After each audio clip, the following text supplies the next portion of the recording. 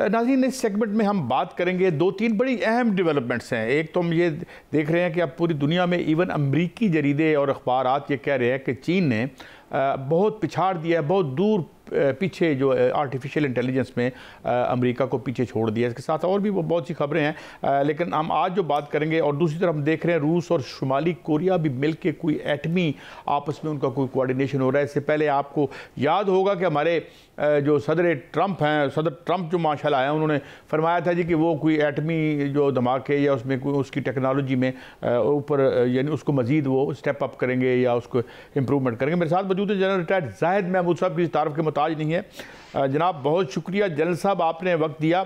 एक तो क्या ये जो सेंस है, और ख़ुद अमरीकी फाइनेंशियल टाइम्स लिख रहा है कि चीन has left America far behind, ये जो AI है, तो इज़ दैट ट्रू? और if it is true general साहब, तो इसकी क्या इम्प्लीकेशंस हैं दुनिया में? जो बैलेंस ऑफ पावर है वो किस तरह, क्या टिल्ट होगा या क्या होगा आने वाले दिनों में जनरल साहब? जी बिस्मिल्लाहिर्रहमानिर्रहीम। काजी साहब, मैं समझता हूँ कि इस वक्त देखिए मेन कंपटीटर तो चाइना जरूर है जी। As far as economy is concerned, उसका भी उसका सीरियसली उसमें एफर्ट कर रहा है। पॉलिटिकली भी अभी थोड़ा सा वाइबल ज्यादा हो रहा है, लेकिन militarily I will still say कि अमेरिकन जो हैं दे आर फार अहेड जी। जो उनकी मिलिट्री एप्लीकेशन है, एज अ मिलिट्री मैन मैं जरा उस पर पहले कमेंट करना चाहूंगा, क्योंकि चाइनीज जो डिजाइन्स हैं या जो चाइनीज मिलिट्री एप्लीकेशन है, वो टोटली उनका जो थिंकिंग है या जो जिस पे बेस करके वो करते हैं, तो वो कॉन्फ्लिक्ट इतने जल्दी ड्रिवन एरियाज में जाते नहीं है जी। आप पार्टिसिपेट कर रहे हैं थ्रू UN, कर रहे हैं थ्रू अपना manifestation of power, first time की है इस दफा जो उन्होंने परेड भी की है। बट आप जो टेक्नोलॉजीज की बात कर रहे हैं, यस आई विल नॉट से कि अभी उसने बीट कर दिया, बिल्कुल पछाड़ के रख दिया, but they are striving very hard जी। उसको डेफिनेटली बीट करने की वो कोशिश जरूर करेंगे। देखिए, किसी भी मिलिट्री पावर बनने के लिए चाइना अभी टू बी वेरी ऑनेस्ट उस कॉन्टेक्स्ट में तो यंग है जी। अभी इतनी अरसा हुआ नहीं है इसको मिलिट्री अपनी प्रोफेस को बेहतर करने के लिए। ये तो I think China would first like कि इकोनॉमिकली वो उसको बीट करे, लेकिन इसी वजह से कभी कभी आप डी डॉलराइजेशन की बात होती है, फाइनेंशियल मैटर्स की जब बात होती है, इकोनॉमिक्स की बात होती है, तो उसकी जितने भी अलायंसेज हैं, ब्रिक्स हो गया या जिस तरीके से SCO के अंदर कुछ इस तरह चीजें हो रही होती है, तो ये आपस में आपको कंपटीशन में नजर आती हैं। But still I would say कि अमेरिका, ब्रिटेन वुड इंस्टीट्यूशंस के ऊपर भी उसका अभी तक कंट्रोल है, मिलिट्री के ऊपर भी उसका अभी तक कंट्रोल है। अभी थोड़ा अरसा लगेगा। यस, स्पीड बहुत है, बहुत तेजी से आगे बढ़ रहा है, लेकिन ये डिपेंड करता है कि उसके डिजाइन्स क्या है। कैपेबिलिटीज भी चाइना में पाई जाती हैं, कैपेसिटी भी अपनी एनहांस कर रहा है। अभी आपने AI की बात की है, उसकी टेक्नोलॉजी अभी टाइम थोड़ी सी टेस्ट हुई है अगेंस्ट, जैसे अभी पाकिस्तान इंडियन कॉन्टेक्स्ट में आपने देखा है कि उसकी टेक्नोलॉजी टेस्ट हुई है वर्सेस यूरोपियन मशीन्स, लेकिन अभी तक जो मशीन्स हैं उनके साथ अभी तक उसका कोई ऐसा टेस्ट, ऐसी चीजें हुई नहीं है कि हम कुछ उस पर कमेंट्स कर सकें। बाकी मैंने जैसे कहा कि उनकी विल है, that's why they are striving very hard. जी मियां साहब। जनरल साहब, अभी टेक्नोलॉजी की बात हो रही थी, आपने टेक्नोलॉजी के हवाले से बताया कि चाइना टेक्नोलॉजी में बहुत आगे जा रहा है, लेकिन अभी वक्त लगेगा कि वो अमेरिका को compete कर सके। पाकिस्तान भी टेक्नोलॉजी में किसी से पीछे नहीं है। अभी जो नई लेजर गन जो है वो एक मुतारफ कराई गई है और नुमाइश में भी रखी गई, जो जिसको ड्रोन किलर कहा जाता है। आपने देखा सर, आप भी इस पर गहरी नजर रखते हैं कि मार्का हक में जो इसराइली जो ड्रोन आए थे उनको भी हमने दूर चिटाई थी, और अब जो टेक्नोलॉजी है जो सामने पेश की गई है, ये कितनी बड़ी कामयाबी है, और क्या ये टेक्नोलॉजी की एक झलक थी, इसके पीछे एक पूरा समंदर है? ये देखिए, Pakistan is Cognizant of the threat जो इंडिया का थ्रेट है, और ऑफ कोर्स इंडिया का जब थ्रेट का मतलब होता है कि हमने मॉडर्न टेक्नोलॉजीज जो भी इंडिया के साथ डिफेंसिव कॉपरेशन हो रही है, खासतौर पे इजराइल की कॉपरेशन को हमने सामने रखा हुआ है। इनका अमेरिका के साथ भी आपको पता है 10 साल का पैक्ट है। कितने वो इक्विपमेंट देता है नहीं देता वो बात की बात है, और उसके अलावा फिर रशियन इक्विपमेंट भी है, बट मेनली इजराइल जो ड्रोन्स की आप बात कर रहे हैं। देखिए मियां साहब, इंपॉर्टेंट चीज ये है कि पाकिस्तान ने अपने आप को हर वक्त तैयार रखता है against Indian military threat in all domain across all spectrum. अब वॉरफेयर जो फ्यूचर का है वो काफी तब्दील हो चुका है जी। अब इसकी सिंपल मिसाल मैं यही दे सकता हूँ, या जो एक सेट पॉइंट कर सकता हूँ फॉर द डिस्कशन, वो ये है कि अगर खुदा न खासा अगला हमारा मार्का इंडिया के साथ कोई होता है तो वो वहां से शुरू होगा जहां पे आपके ऑपरेशन बुनियानुल मरसूस ने नोशन ऑफ विक्ट्री रख के उसको खत्म किया था जी। तो उससे आगे जाएगा, which includes drones, which includes missiles. इसलिए तो आप देख रहे हैं ना, पाकिस्तान में रीस्ट्रक्चरिंग हो रही है, रीऑर्गेनाइजेशन हो रही है, रॉकेट फोर्स बन रही है, और रीस्ट्रक्चरिंग की आप चीजें बड़े फ्यूचर में, अभी इमीडिएट फ्यूचर में देखेंगे कि पाकिस्तान में सिनर्जी लाई जा रही है उस वॉरफेयर में across all the spectrum of war and in all multiple domains of the war. उसमें मिसाइल टेक्नोलॉजी, फ्यूचर के ये जो ड्रोन टेक्नोलॉजीज हैं, एंटी ड्रोन टेक्नोलॉजीज, ये बहुत ही अहम किरदार अदा करती हैं। अब इसको सामने रखते हुए Pakistan is coming up with the solutions, और इंशाल्लाह पाकिस्तान, अगेन मैंने बताया है कि एक तो हमारी इंटेग्रल एक्सपर्टीज भी बहुत आगे चली गई है। इवन पाकिस्तान के अंदर कई लोगों को मालूम नहीं है कि हमारे प्रोग्राम्स कहाँ तक पहुंच चुके हैं। बाकी पाकिस्तान हैज डिसाइडेड कि चाहे वो मिसाइल्स की रेंज हो, मिसाइल की एफिकेसी हो, एफिशिएंसी हो, ड्रोन्स हो, कोई भी स्पेक्ट्रम ऑफ वॉर हो, मल्टी डोमेन में पाकिस्तान उसका रिस्पांस करेगा। और इसलिए अभी रीस्ट्रक्चरिंग भी जो हो रही है फ्यूचर की एप्लीकेशन ऑफ द मिलिट्री इन पाकिस्तान, उसकी भी जो भी कॉन्स्टिट्यूशनल लीगल रिक्वायरमेंट्स है वो इसलिए पूरी की जा रही है कि हम जो मॉडर्न वॉरफेयर है या जो मॉडर्न एप्लीकेशन पाकिस्तान पे होनी है, हम उसका काउंटर, उसकी जो क्विड प्रो को रिस्पॉन्सेज हैं वो प्लस डोमेन में ही 2-3 नॉच ऊपर जाके। सर जो दिफाई कुव्वत की बात हो रही है कि हर मुल्क जो है वो दिफाई कुव्वत जो है वो हासिल करना चाहता है। शुमाली कोरिया जो है वो भी एटम बम का धमाका करना चाहता है, जो रूस है वो भी करना चाहता है। दूसरी जानब हमने देखा कि सऊदी अरब जो है उसके साथ अमेरिका की डील चल रही है F-35 की, और कहा जा रहा है कि वो बिल्कुल कंप्लीट हो चुकी है तकरीबन। वली अहद वहां जाएंगे तो वहां पर जो है वो शायद इस डील का जो है फाइनल हो जाए।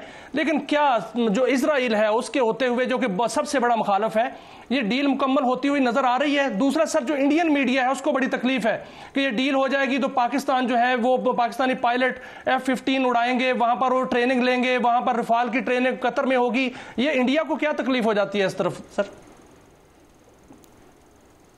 देखिए, इंडिया अंडरस्टैंड कि Pakistan as a strategic defensive partnership with Saudi Arabia, और ये किसी भी सॉवरन मुल्क का हक है वो अपने आप को मिलिटरीली स्ट्रेंथ करता है। देखिए, पीस का फिनोमेना इज वेरी सिंपल मियां शाहिद साहब, peace is through power nowadays. ये अगर आप कहें कि हम रियलिस्ट आइडियलिज्म में रहकर और इमोशनल परसूएंस के साथ आप पीस हासिल कर लेंगे, it is not going to happen. अभी वही ममालिक स्ट्रेटेजिक ऑटोनॉमी मेंटेन रख सकेंगे जो अपने आप को वॉर के लिए तैयार करेंगे। इसके लिए एक प्रूडेंट लीडरशिप चाहिए, वॉर की प्रिपेयर्डनेस चाहिए, और कंट्रोल चाहिए ऑन द स्टेट। ये 3-4 चीजें मिलके आपके रिस्पॉन्सेज को इंप्रूव करती हैं। यही स्ट्रेटेजिक ऑटोनॉमी अभी अपनाई है सऊदी अरेबिया जब पाकिस्तान के साथ डिफेंस डील में गया है। बाकी $600 अरब की इन्वेस्टमेंट कर रहा है, $600 बिलियन की इन्वेस्टमेंट सऊदी अरेबिया अमेरिका के साथ कर रहा है। तो क्या सऊदी अरेबिया अपने इंटरेस्ट को गार्ड नहीं करेगा? तो ये बस ऐसे ही एक फजूल का रोना है जो इंडिया, आपको पता है, हर जगह रोता रहता है। वो एक्चुअली अपने उसके जो हेजमोनिक डिजाइन है ना, उनको कवर ये रोने में करता है कि जी मेरे साथ तो जुल्म हो रहा है या रीजन में जुल्म हो रहा है, हम तो मजलूम है। ये वो इजराइल वाला ही रोना है कि जो फलस्तीन के बच्चों के वो पत्थरों के खिलाफ उन्होंने जिस तरीके से मिसाइल का इस्तेमाल करते हैं, इनका भी इसी तरह का रोना है। बट अनफॉर्चुनेटली ये जो कैमिलियन करैक्टर है ना, it is no more a tactics of India. The whole world understand कि ये इनका, it has become a very character of this state. तो इट डजंट मैटर, अमेरिका भी अपना इंटरेस्ट गार्ड करेगा और सऊदी अरेबिया भी अपना इंटरेस्ट गार्ड करेगा। बाकी ये रोना रोते रहेंगे। गुड थिंग इज पाकिस्तान का जो स्ट्रेटेजिक पैक्ट है विद सऊदी अरेबिया। सर, वक्त बहुत कम है, पाक अफगान मुज़ाकरात पर आ जाते हैं। सर, क्या पाक अफगान मुज़ाकरात का तीसरा जो दौर शुरू हुआ है, आपको उम्मीद है कि जो तालिबान है वो राह रास्त पर आ जाएंगे या भारतीय साजिश का शिकार रहेंगे?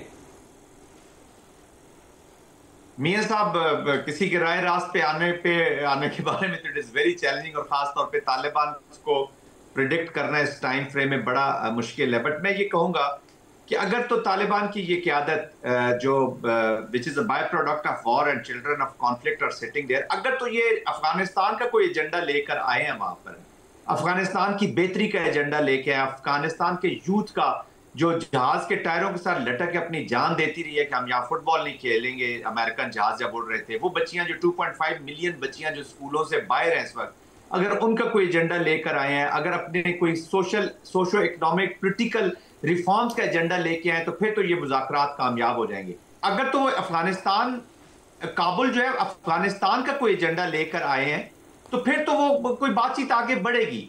लेकिन टीटीपी उनका, मैं ये समझता हूं कि वो सर्वाइवल, वो अपना इसी में समझते हैं कि हम टीटीपी के साथ जुड़े रहे और टीटीपी हमारे साथ जुड़ी रहे जी। वरना इनको ये डर लगता है कि अलग होके तो हमें भी नुकसान होगा और टीटीपी को भी नुकसान होगा, तो वो लीवरेज के तौर पर इस्तेमाल कर रहे हैं। They have the fear of the survival.